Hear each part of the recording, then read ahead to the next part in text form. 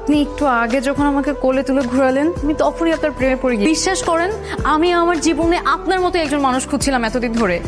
আপনি যদি সত্যিই পাগল আপনি সেটা বোঝেন, আর আমি কি সেটা আপনি জানেন। আরে হাদারাম, এটাই তো আমার ভাইয়া। দুদিন পর তো ওরই বিয়ে, তুই আর আমি তো ওর বিয়ে খেতে এসেছি। আকাশ আর আমি দুজনকে অনেক পছন্দ করি।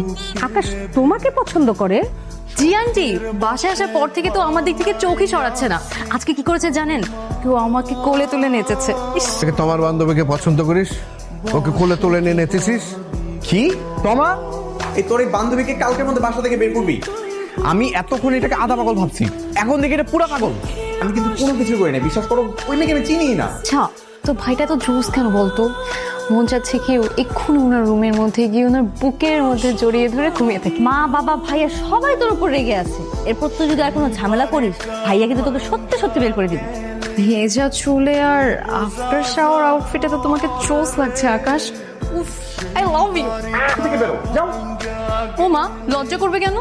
2 দিন পর তো তুমি আমার হাজবেন্ডই হবে, তখন তো সবকিছু। এই চুপ, কে তোমার হাজবেন্ড হবে? আমি তোমাকে কখনো বলছি আমি তোমাকে বিয়ে করব? কি সমস্যা তোমার? এত বাড়াবাড়ি করতেছো কেন? বাড়াবাড়ি আমি করতেছি না তুমি করতেছো? বিয়ে এখনো হয় নাই। আর বিয়ে হবে না মানে কি? আমি তো 100-এ 100 ওরই বিয়েটা করতেছি। ওনার ছোট লিপস্টিক লেপটে আছে কেন? আমরা কিন্তু কিস করিনি। কিস? আমাকে বেকুব মনে হয়? আমি কিছু বুঝি না। ভাইয়া অরণকে ছেড়ে দে প্লিজ।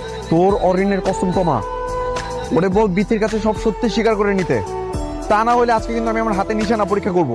এতই আপেল অথবা কপাল যেটাই ফুটা হয়ে যাক, আই ডোন্ট কেয়ার।